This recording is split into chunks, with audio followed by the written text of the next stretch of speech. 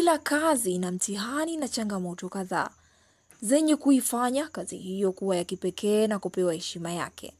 Leo nimekumbuka kutazama moja kati ya kipengele muhimu katika kazi ya urushaji wa ndege, hasa za kivita, pamoja na vyombo kadhaa viendavyo safari za anga za juu. Moja ya vitu vigumu huwa inaitwa G-force.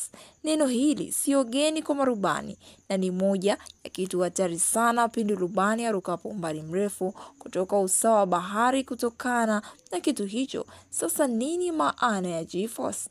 Neno hili husimama kwa maana gravitation force, huku kwa Kiswahili ikifahamika kama nguvu ya mvutano.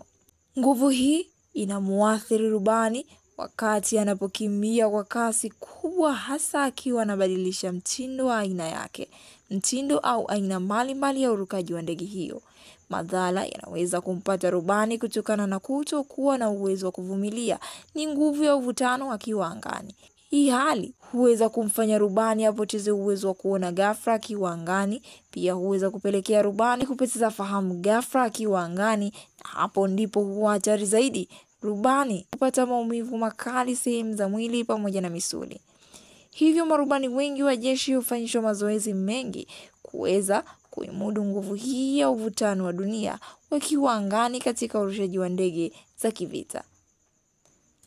Karibu uniambie wewe unafahamu nini kuhusu jambo hili. Makala hii imeandikwa na Lupa Mdupange na kusomwa nami Faudhia Simba. Asante sana kwa kutazama Dar24.